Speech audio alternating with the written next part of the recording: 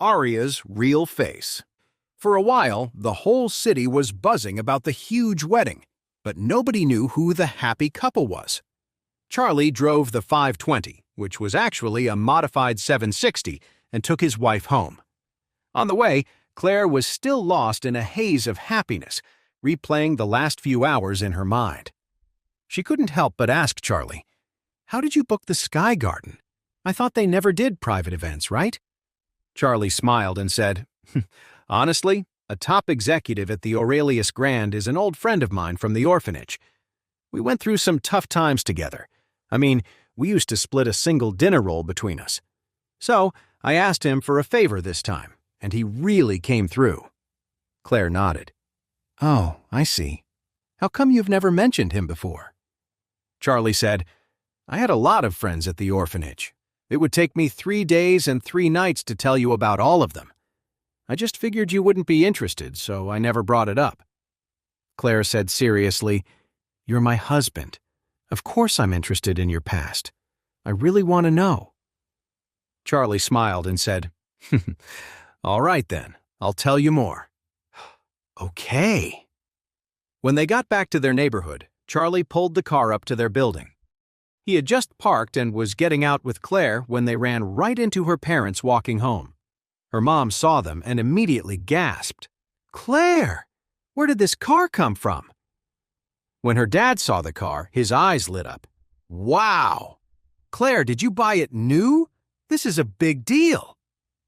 Claire quickly said, "Dad, Mom, I didn't buy the car. Charlie did." "Charlie?" Her dad frowned and asked, "Charlie, where did you get the money for this? Did you use our household money?" Charlie quickly replied, "No, Dad, I bought it with my own money." Her mom walked around the car looking it over and scoffed. He eats our food and lives in our house, and then he saves up to buy a car without a thought for us. What an ungrateful freeloader." Claire quickly jumped in. "Mom, don't talk about Charlie like that." Her dad's voice dripped with jealousy. "And you bought a 520. A guy like Charlie doesn't deserve a car this nice. Isn't the 3 Series good enough for him?" Her mom said coldly, "I'm telling you, your dad doesn't even have a car." "He's not getting any younger. If you don't let him enjoy things now, he might not get the chance later." Then she said angrily, "So give this car to your dad." Claire looked at Charlie and asked quietly, "Charlie, what do you think?" Charlie thought to himself, "Yeah, right. But this isn't a 520. It's a 760. Honestly, his father-in-law was a total pushover, and even Lady Wilson didn't have much respect for him. A 760 would be a complete waste on him. Thinking fast, he put on a smile. "Oh, Dad, this is just the 520, the lowest model in the 5 Series. It's basically the base model. If you drive this car around, people will make fun of you."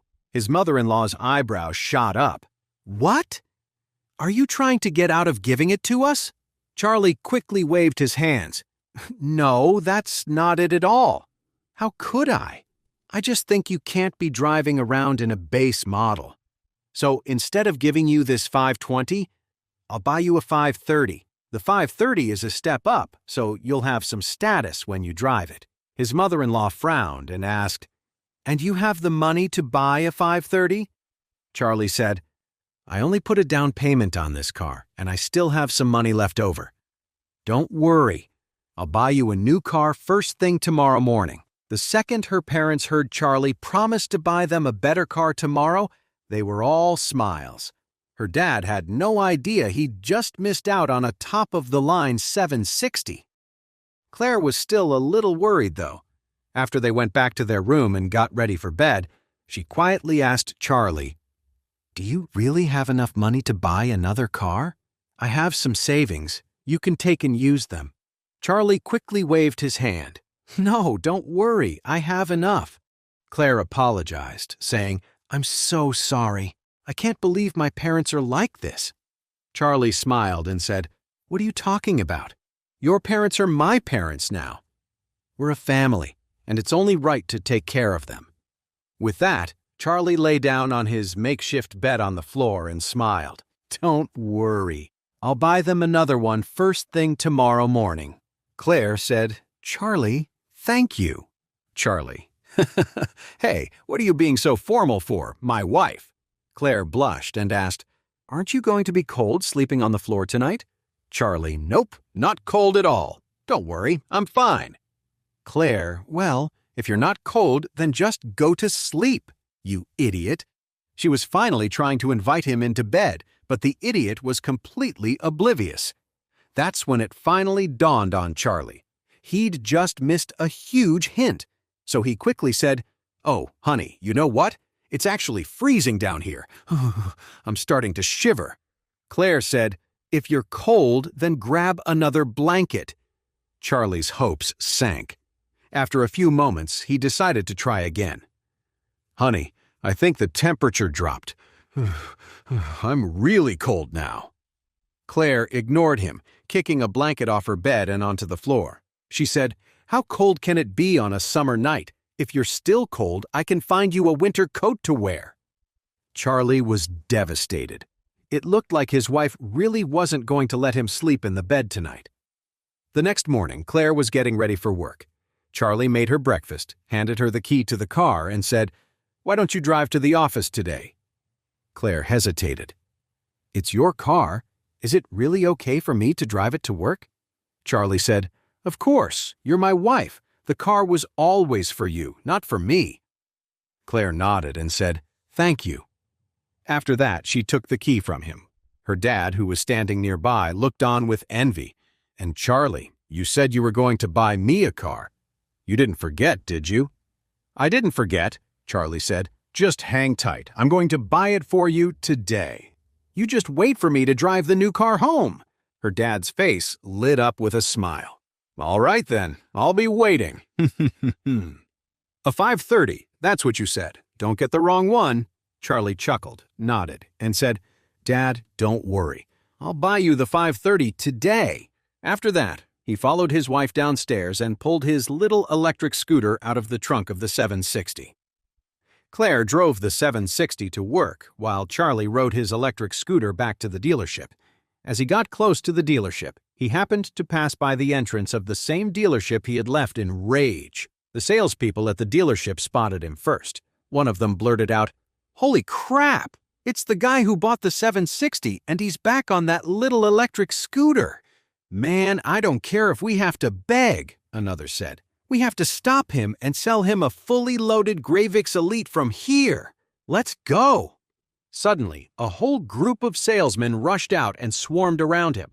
"Sir, come to our dealership and check out the latest, top-of-the-line Gravix Elite. Sir, our Gravix Elite is incredibly powerful. It's got a W12 engine, which is even better than the V12 in the 760 from the other manufacturer." Charlie asked, "Is that so?" "It's true," a salesman jumped in eagerly. "Listen, let me tell you, our W12 engine has a feature where you can shut down half the cylinders. When half of the 12 cylinders are off, you're only running on 6, which saves a ton of gas." Charlie said with a smirk, "So, I should buy a 12-cylinder car just to turn off 6 of the cylinders to save gas. Wouldn't it just be easier to buy a 6-cylinder car in the first place?" The salesman's face turned red as he realized his mistake, and he stammered, unable to find a response. Charlie sneered at them. "I know what you're all thinking. You're just upset that I bought a 760 yesterday, so today you're trying to suck up to me and make me your customer, right?" The group of salespeople all nodded quickly. Charlie, "Well, listen up. It's too late. Yesterday you all blew me off. Today, I'm way out of your league." After saying that, Charlie pressed the horn on his little electric scooter. It let out a sharp beep. "Get out of my way. I'm going to the other dealership to buy a car." A salesman ran out and yelled, "Hey, you clowns! What do you think you're doing? Are you trying to steal our customers? Didn't you see he just blew you off? If you keep harassing our valued client, I swear I'll call the news and expose all of you." The Gravix Elite guys couldn't take the heat, so they had no choice but to walk away, looking defeated. The manager of the other dealership came out to greet Charlie personally and asked respectfully, "Mr. Charlie, are you looking to buy another car today?" Charlie nodded. "Do you have a 530 in stock? I want to drive it off the lot today." Yes! The manager was ecstatic. He bought a 760 yesterday and now a 530 today. This guy was a serious VIP, so he quickly said, "Sir, please come with me. I'll show you the one we have on the floor." Charlie nodded and followed him into the showroom. There was a 530 right there in the showroom. Charlie got in to check it out. He noticed that even though the car looked a lot like the 7 Series from the outside, the interior was a definite downgrade. Still, for its class, it was considered a high-end model. He was just about to pull out his card and buy the car.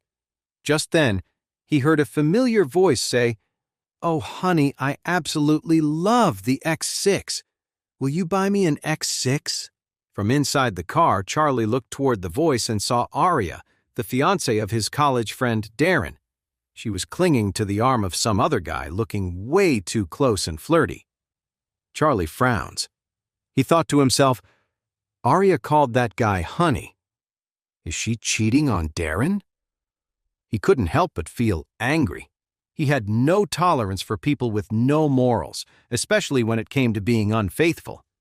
On top of that, Darren was always so busy with work, and here she was sneaking around behind his back. A woman like that was just disgusting. Just then, he heard the man, who had a sleazy look on his face, ask, "If I bought you the X6 right now, what would you tell Darren?"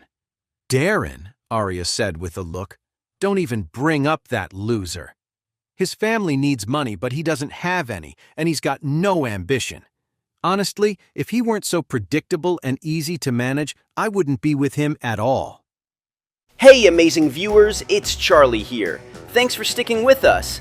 By the time of the release of this video, only 11% of our viewers have joined the party by subscribing, and 89% of you might miss out on our next mind-blowing video.